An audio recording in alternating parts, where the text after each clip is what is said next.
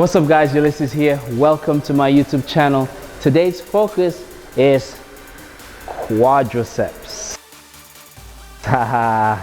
Now, I've been listening to you guys and a lot of you wanted me to touch up on legs and mainly like quad focus. We are going to have fun with this. Let's go. Okay guys, first things first, it's a warm-up set or what we call a movement set. And that's just to kind of let the muscle know that you're about to train that muscle. So you're going to increase a little bit of blood flow in there, get that mind-muscle connection in there so the body knows what you're about to train, and then you can load it. So first, we do some lightweight. Basically, I'm going to use the bar, and I'm going to start with the safety bar. The safety bar is great because it's like a front squat, and the key focus is quad focus. 2 to 3 movement set will be great. Make sure you perform those. Obviously, a lot of us don't warm up, so that's why it's also important to do the movement sets. Okay guys, make sure you do that. So guys, believe it or not, I've actually trained legs this week. I trained it 4 days ago, and I'm kind of feeling them. They're actually a bit sore. I have my own custom knee sleeves that I use. It's very important. You make sure you have this. Knee sleeves are more important to me than actually the wraps because the wraps come off. Knee sleeves keep the pressure, keep the warmth within the knee. So guys, a lot of you may have the question, why am I using the safety bar? A lot of gyms don't have it, etc. I like to train in gyms that give me so many different variations, different attachments, different machine, unique stuff. So the safety bar is great. And I'll tell you why. Not only is it loaded in the front, and we're targeting obviously quad focus, is the fact that I'm not loading from the back, so there's not a lot of stress on my lower back. All right, so guys, if your gym doesn't have the safety bar, what you can do, you can still get that quad focus using the straight bar and doing a back squat. So I'm going to show you the key things that you need to focus on when you're doing a back squat so you can get that quad focus. Okay, what you want to do is get into a regular squat position, but one of the most important things that I think a lot of people don't think about is feet placement.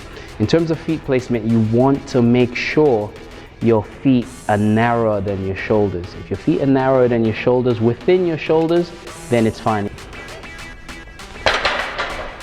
You want to keep the tension on the quads, keep the feet narrow, chest up. When you go down, you don't pause at the bottom and you don't pause at the top. Just keep that constant tension on the quads and it's firing, and you have a narrow feet placement.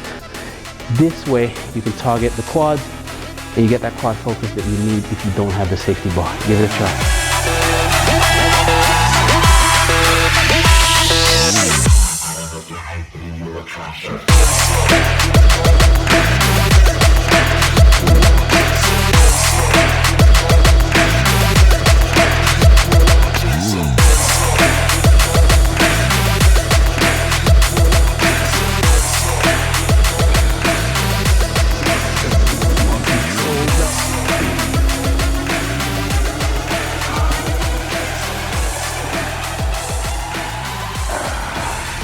Next movement is leg press.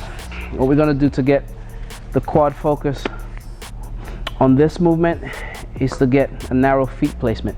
With a narrow feet placement, you're going to focus just on the quad and the quad sweep, and you're also going to focus on not coming down all the way so you don't activate glutes. We just want to keep it just on the quads.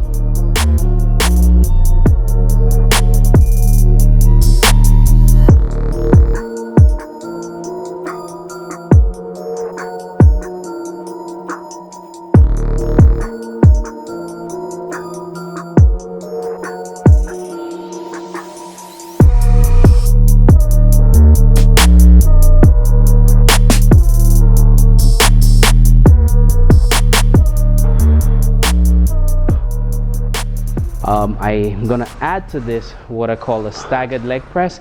Now, staggered leg press is good. It's kind of like single leg press with stability, basically. That's how you want to call it. It's really good to incorporate that actually into your leg press. I used to do that for years as well. You don't see a lot of people doing that now, but you could use a staggered stance in a lot of movement. Front squat, back squat, good mornings, you name it. You could use a staggered stands on there. I like to use it on the leg press. It's kind of like having a spotter. So the one leg is dominant and the other one is slightly weaker because the feet placement is lower. but it allows that leg to go deep. So it's actually very good to add that into your routine. But give it a try. Not a lot of you probably have done it, but give it a try and see how that works.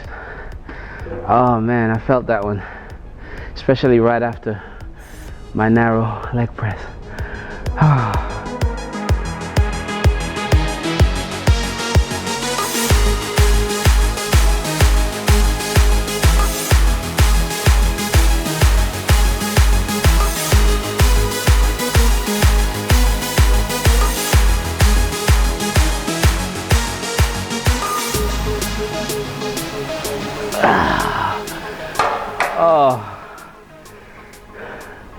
Old school sissy squat.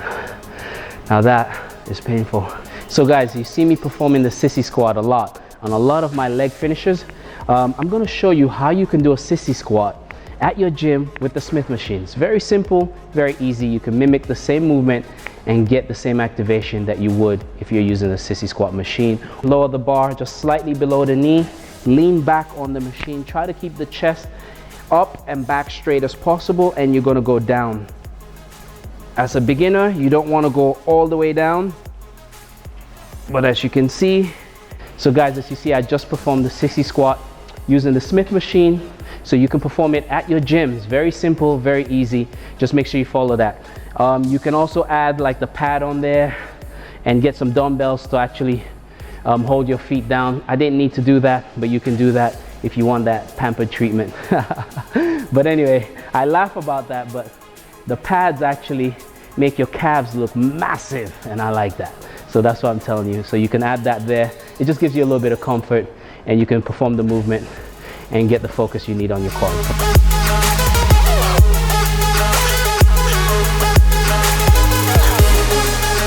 Guys, give these movements a try if you want to focus on your quads, if you want that quad sweep to come out, if you want that illusion of the quads to look massive. You need to perform these exercises and make sure you activate and target your quads. If you love this video, make sure you hit the red button, subscribe, like, comment.